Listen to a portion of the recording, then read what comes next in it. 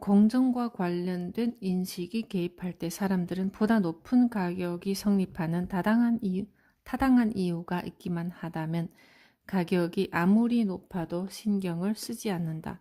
수요 공급의 법칙을 관장하는 시장에 보이지 않는 손은 어디로 달아나 버렸는지 보이지도 않는다. 어떤 여론조사에서 응답자의 82%는 폭설이 내린 뒤에 삽입 가격이 올리는 것은 수요 공급의 표준적인 경제 법칙에서 보면 효율적이고 타당하다고 올바르다고 말하면서도 공정하지는 않다고 대답했다. 2011년에 넷플릭스는 블로그 포스트를 통해 조만간 가격 정책을 바꿀 것이라고 발표했다. 스트리밍 서비스와 DVD 대여 서비스를 하나로 묶어서 월 9.99달러를 받다가 두 서비스를 따로 분리해서 각각의 월 7.99달러를 매기겠다는 계획이었다. 소비자 입장에서는 두 개의 서비스 중 어느 하나만 선택하면 2달러를 절약하는 셈이다. 한편 두 서비스를 모두 사용한다면 가격이 6달러나 가까이 올라가는 셈이다. 대부분의 넷플릭스 사용자는 두 개의 서비스 중 하나만 사용했는데 이들은 넷플릭스의 가격 정책에 어떻게 반응했을까? 그렇다. 그들은 분노했다. 가격이 나빠졌기 때문이 아니라 불공정하게 비쳤기 때문이다. 넷플릭스의 충성스러운 고객들은 제시페니로 갈아탔다. 그 바람에 결국 넷플릭스는 약 100만 명이나 되는 고객을 잃었으며 주가도 뚝 떨어졌다. 그리고 몇 주 지나지 않아 넷플릭스는 그 야심찬 가격을 거둬들였다. 사람들은 넷플릭스가 소비자에게 손해를 끼치면서 자기 이익을 취하려 한다고 느꼈기 때문에 실제로는 자기들에게 엄청난 이득이 되는 서비스를 거부했다. 넷플릭스 사용자들은 넷플릭스의 불공정함을 응징하고자 했고 그 과정에서 자신이 입을 수 있는 손해까지도 기꺼이 감수했다. 자기들이 사용하지 않는 결합 서비스에 부과되는 가상의 6달러 인상을 응징하기 위해 2달러나 저렴한 멋진 서비스를 기꺼이 포기한 것이다. 르네의 우버 택시 경험은 실화를 바탕으로 했다. 2013년에 뉴욕시티에 폭설이 내렸을 때 우버는 요금을 평소의 8배로 올렸다. 사실 평소 요금도 일반 택시 요금보다 이미 높은 수준이었다. 특히 사회적 명사들이 앞장서서 우버를 향해 분노의 목소리를 높였다. 그러자 우버는 새로운 요금 체계는 단지 탄력 요금제일 뿐이라고 대응했고 요금이 급등해야 보다 많은 우버 운전사들이 위험한 도로로 나서도록 유인된다는 것이었다. 그러나 그런 발표도 성난 사람들을 진정시키지 못했다. 우버 고객은 우버 운전사의 신뢰성과 손쉬운 접근성을 좋아하는데 그렇기에 접근성에 기꺼이 프리미엄 가격을 지불하고자 한다. 그러나 수요와 공급에 따른 시장의 진정한 힘이 거대한 규모로 개입해서 폭설이 내렸을 때처럼 운전자 공급이 줄어들고 수요가 늘어나 요금도 엄청나게 올라가자 고객은 갑자기 그 프리미엄 가격 지불을 망설였다. 우버가 아예 없다면 택시도 충분치 않을 테고 승객은 택시 잡기가 더 어려울 것이다. 우버는 승차를 원하는 승객과 승차 서비스를 제공하는 운전사 사이의 불균형을 바로잡으려고 추가 요금을 매긴다. 평상시라면 사람들은 공정한 가격과 공정한 가치에 대한 자신의 인식을 기꺼이 바꾸려 들 것이지만 이는 아주 작은 폭에서만 그렇다. 사람들의 유연성에는 한계점이 존재하고 프리미엄 가격의 상승폭이 크고 갑작스럽고 또 기회적일 때 그 가격은 불공정하게 느껴진다. 자, 여기서 한 걸음 더 나아가는 사고 실험을 해보자. 레뷰라는 자동차 서비스가 있다. 레뷰는 늘 우버의 8배 가격을 유지한다. 그렇다면 사용자는 폭설이 내린 때에도 레뷰의 높은 가격을 기꺼이 지불할 것이다. 그것이 레뷰의 통상적인 요금이기 때문이다. 사실 사람들은 그것을 하나의 거래로 생각할 것이다. 사람들이 우버의 요금 인상을 불공정하다고 생각한 이유는 그들이 운송수단을 가장 절실하게 필요로 할 때 우버가 요금을 올렸기 때문이다. 만일 레뷰의 요금이 늘 우버의 8배라면 폭설이 왔을 때도 레뷰의 요금을 불공정하게 보지는 않았을 것이다. 비록 여느 때처럼 늘 지나치게 높아 보이긴 했겠지만 말이다. 공정한 노력. 어째서 공정함의 원칙이 가치 인식을 바꿔놓을까? 어째서 사람들은 불공정하다고 믿는 것의 가치를 낮게 평가할까? 어째서 르네는 우버를 포기했고 제임스는 비를 쫄딱 맞더라도 우산 없이 걷는 쪽을 선택했을까? 공정함이 마음속에 깊이 뿌리를 내리고 있기 때문이다. 그렇다면 무엇이 사람들로 하여금 어떤 것을 때로 공정하거나 불공정하게 바라보도록 만들까? 이 모든 질문에 대한 대답을 관통하는 요소는 바로 노력이다. 모든 것에 투입되는 노력의 수준을 평가해야 하는 것은 지불해야 하는 특정 가격의 공정함을 평가할 때 사람들이 일상적으로 사용하는 손쉬운 지름길이다.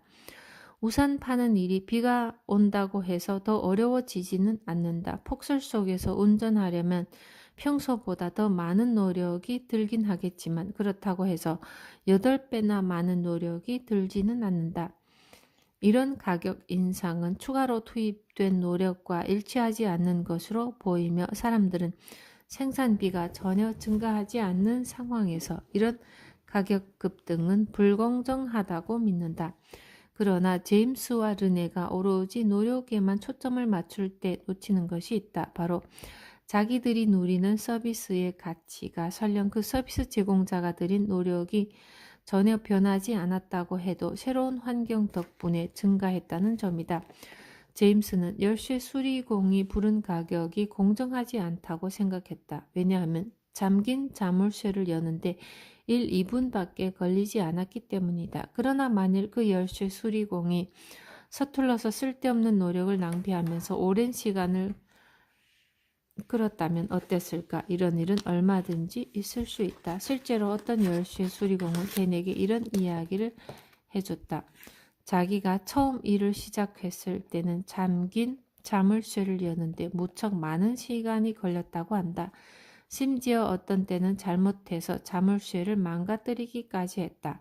그러니까 처음부터 잠긴 자물쇠를 부숴버리고 새 자물쇠를 설치하는 것보다 더 많은 시간과 노력을 들였다는 것이다.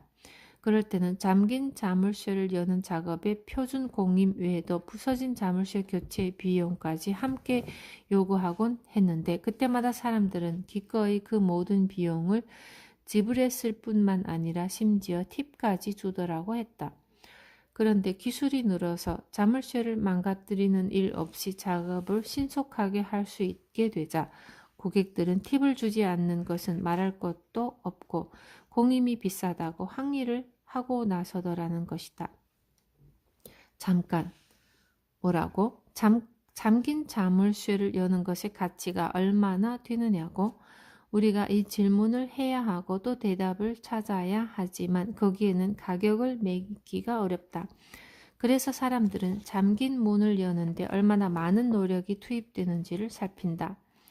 노력이 많이 들어갈 때 사람들은 보다 많은 돈을 지불해도 전혀 마음이 불편해하지 않는다. 그러나 사실 중요하게 따져야 할 것은 열린 문의 가치이다. 이것이 바로 무의식 속에서 노력과 가치가 한데 뒤섞여서 무능한 열쇠 수리공에게 보다 더 많은 돈을 지불하게 되는 이유이다. 눈에 띄게 두드러진 노력에 돈을 지불하기는 쉽다. 그러나 정말로 높은 수준의 기술을 갖고 있어서 노력을 별로 들이지 않고서도 쉽고 효율적으로 일을 해치우는 사람에게는 돈을 지불하기가 더 어렵다. 별로 노력이 많이 들어가지 않은 것처럼 보이고 따라서 그만큼 가치가 낮아 보이기 때문이다. 온 아미르와 대는 사람들에게 데이터 복구에 얼마를 지불하는지 물어보는 연구를 진행했다. 그 둘은 복구된 데이터의 양에 비례해서 돈을 지불하지만 기술자가 들인 시간에 가장 민감하게 반응한다는 사실을 확인했다. 데이터 복구 작업이 몇 분 만에 끝났을 때는 비용을 기꺼이 지불하겠다는 의지가 낮았지만 동일한 양을 일주일 이상 걸려서 복구했을 때는 보다 많은 돈을 기꺼이 지불하려 들었다. 그러니까 데이터 복구 서비스를 받은 사람들은 동일한 결과물을 두고 속도가 느린 서비스에 보다 많은 돈을 지불하려 든다는 말이다. 따지고 보면 결과보다 작업에 들인 노력을 더 높이 평가하면 유능한 사람보다 무능한 사람에게 더 많은 돈을 지불하는 셈이다.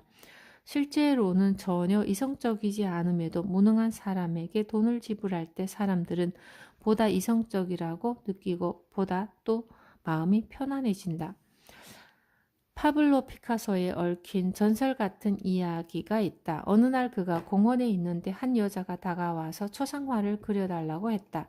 그러자 그는 그 여자를 잠깐 살펴보고는 그야말로 일필휘지로 초상화를 그려줬다.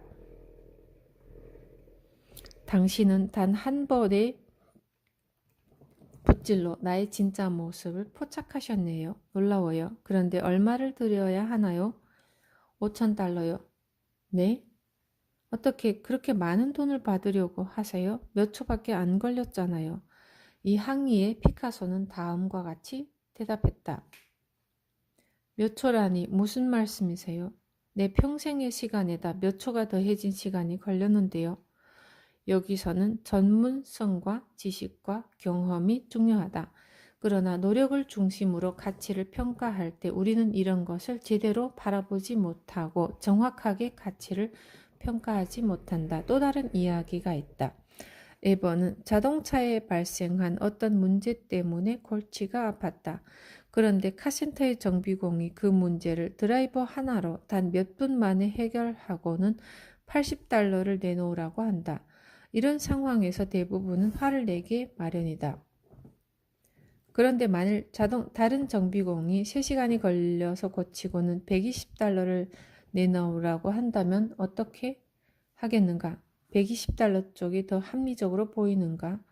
혹시 나흘이나 걸려서 고치고는 200달러를 내놓으라고 한다면 어떻게 고쳤던 간에 우리가 초점을 맞춰야 하는 건 해결된 문제가 아닐까? 그렇게 본다면 짧은 시간에 고친 첫 번째 경우 및 그 가격이 보다 합리적이다.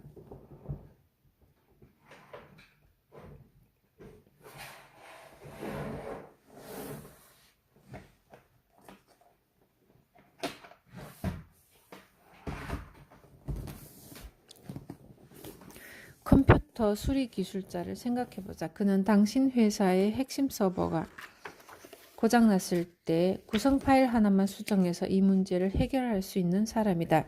이때 당신 회사가 이 기술자에게 수리비를 지불하는 근거는 겨우 5초밖에 안 걸리는 그 단순한 조작이 아니라 어떤 파일을 바꿔야 하는지 알고 그 방법을 실행한다는 것이다. 혹은 당신이 액션 영화의 주인공과 함께 핵폭탄을 해체하려 한다고 치자. 이 폭탄의 시한 장치는 째깍째깍 점점 0을 향해서 달려가고 있다. 인류의 문명이 당신 손에 달려있다. 이 세상의 모든 게 사라질 수 있다.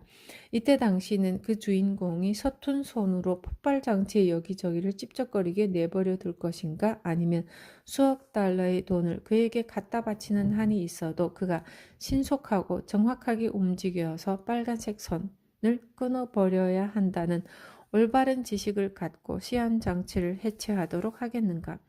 궁극적으로 보자면 문제는 지식과 숙련된 기술에 대한 대가로는 돈을 쉽게 지불하지 못한다는 사실이다.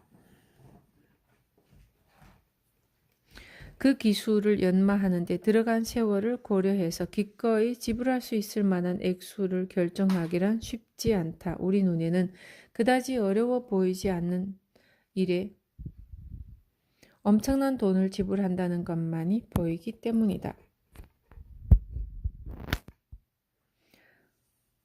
고객이 스스로 내고 싶은 액수만큼만 요금으로 내는 지불 방식이 식당들이나 예술가들 사이에서 점점 늘어나는 것 역시 공정함과 노력이 가치 평가에 얼마나 큰 영향을 미치는지를 입증한다.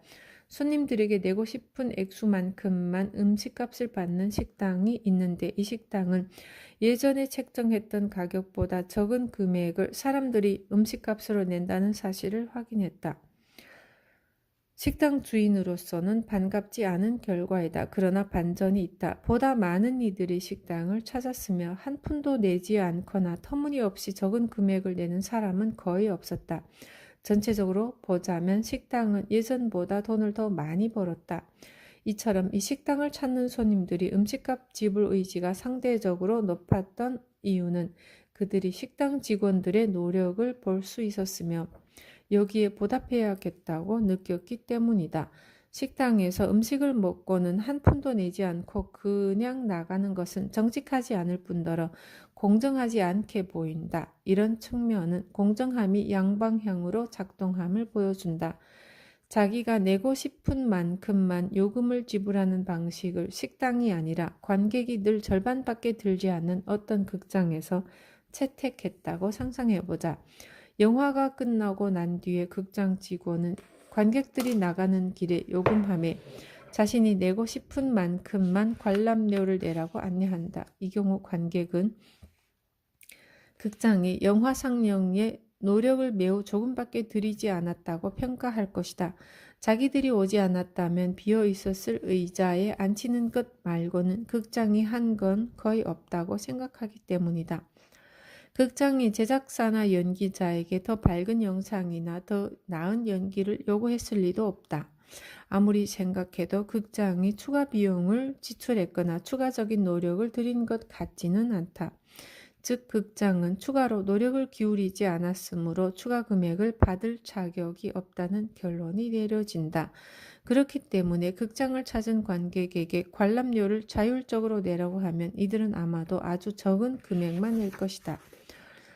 이와 비슷한 맥락에서 사람들은 저작권이 있는 음악이나 영화를 인터넷 공간에서 공짜로, 즉 불법으로 내려받을 때에도 별로 죄책감을 느끼지 않는다. 왜냐하면 그 음악이나 영화를 제작하는 데 들어가는 모든 노력은 과거에 이미 투입되었으며 그걸 내려받는다고 해서 제작자에게 추가의 노력이나 비용이 발생하지 않는다고 생각하기 때문이다. 극장과 식당에서 보이는 전혀 다른 행동은 공정성과 노력이라는 개념과 관련해서 공정비용 대 한계비용의 문제를 강조한다. 극장의 좌석이나 조명 같은 고정비용은 식당에서 요리사가 고객에게 내놓을 음식을 장만하기 위해서 굽는 신선한 생선이나 채소 혹은 서투른 초보 직원이 톡하면 깨뜨리는 유리잔 같은 한계 비용만큼 고객에게 받은 만큼 보답하겠다는 마음을 강하게 불러일으키지 않는다. 극장과 식당의 차이는 또한 소비자는 자기 눈에 노력이 보이지 않으니 공정하지 않다고 생각하는 가격에는 응징을 가하지만 노력이 쉽게 눈에 띄기에 공정해 보이는 상품에는 고마워하며 높은 가격임에도 보상을 해주려는 이중적인 모습을 가지고 있음을 분명하게 입증한다. 이는 사람들이 실제 가치와 아무 상관없는 방식으로 뭔가를 평가하는 또 다른 사례가 아닐까.